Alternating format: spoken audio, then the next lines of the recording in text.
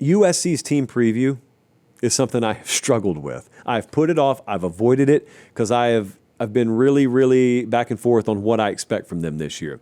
So to set the table a little bit, the external vibes around USC are way different than the internal vibes. The external vibes are they suck. Lincoln Riley is headed nowhere fast. They've regressed 3 seasons in a row record-wise. That's true. I can't defend that, nor do they try to defend it. But the internal vibe around there is we already made the defensive changes we needed. They believe they may have the best defensive staff in the country. And if you argue with that, you at least have to grant that they have one of the best in the country. They believe they hired the right general manager. They believe they completely reworked their personnel department. They believe help is on the way. Like, they believe the caliber of player that they have there will only get better. Does that click this year? Because last year they lost famously. I think this is one of the most famous stats of the offseason. They lost 5 Big Ten games they led in the fourth quarter. That's hard to do in several years, much less 1 year. So my questions for them, what are they really made of? Like the first one, have they Big Ten proofed themselves? Because I watched them last year and they didn't feel like a team, like an operation that was built to win in the Big Ten, which is bad because that's the conference they're in now. Their offensive line couldn't close games. You remember that. I just read the stat to you. They were 82nd in rush yards per game. This offensive line still feels like it's a work in progress. And so if you're playing the teams you have to play again this year, you know how they're built on the lines of scrimmage. They may not have the most dynamic playmakers out wide like you do, but they can also put you in the dirt. Can you do that to them? Can you close out games? That's the first thing. The second thing, could they win a game defensively if they need to? Now, that's something we don't ask about Lincoln Riley teams very often. But you know what? They've got the defensive staff, and it's in its second full year now. They got much better personnel there. They went from 121 to 56 in scoring defense 2 years ago to last year. But they were still 100th in sacks per game. So the havoc rate, the ability to affect the quarterback, that's got to get better. They need better guys on the edge or better production on the edge. But if they're in a game early in the year and offense isn't clicking yet, could they win a game that's played in the low to mid-20s? Historically, no. Maybe things have changed. Third thing, what if it's just a bunch of one-possession games again? Because the conventional wisdom out there is, well, we lost all those games last year. We'll be on the plus side of those this year. But there's no guarantee that that's the case. If the competitive character of your program is such that you don't know how to win games, that doesn't always change over the course of January through August. So something fundamental has to have changed. It could be luck. Luck could change.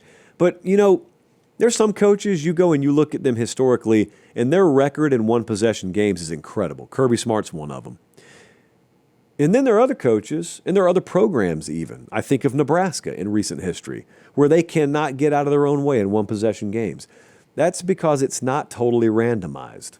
There is skill in knowing how to close out games, and there's also a lot to be said for folks and teams who don't know how to close out games. So USC couldn't do it last year. Has something changed?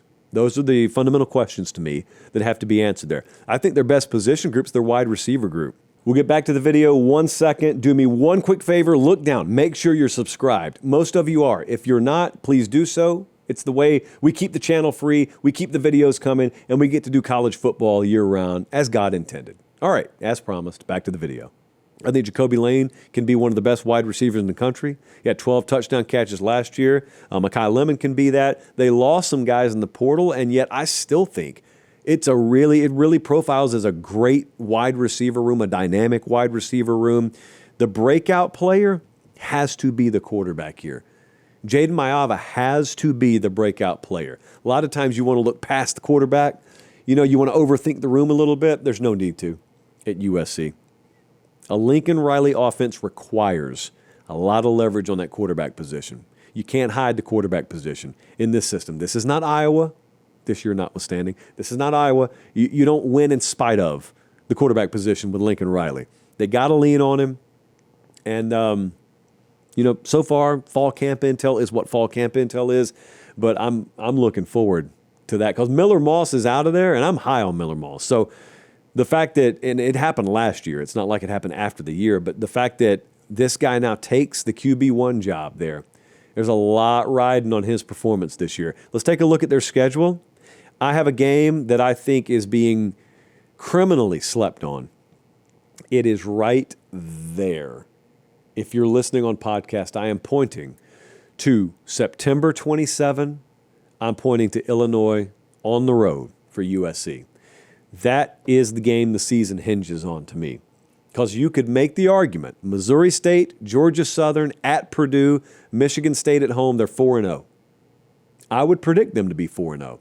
They go to Illinois. Do they win that game? Because if they are, they're 5-0, and then they got a 2-game stretch coming up of Michigan at home and at Notre Dame, which would largely define their season, but they'd be 5-0 going into it. But there is also the flip side of that coin where they go in and get their mouth bloodied and they can't answer and they lose 17-12, and then it starts to go downhill and the tires get wobbly again. I think the Illinois game is going to tell you a whole lot to maybe everything you need to know about USC this year. There's no Penn State on their schedule. There's no Ohio State on their schedule. They got a good bye edge when they go to Nebraska. They got a bye before they go to Nebraska. That's Nebraska's 5th straight game. I got a lot of doubts. I got a lot of questions about them still. There are a lot of worlds where they can win 10+ this year.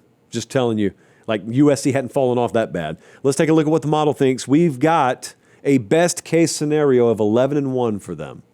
I thought there's maybe a 12-0 in the sample size. 11-1 though, best case, says the model. The worst case, 5-7. I don't even want to think about what happens coaching-wise if they go 5-7. The most likely scenario, according to the model for USC, is 8-4. Now, I got to tell you, my suspicion is I'll be higher with my own prediction about them than the model is, but I do understand the model's thinking there. It's not like it's Texas. The model loves Texas. The model hadn't always loved USC, so the model has to see it to believe it still.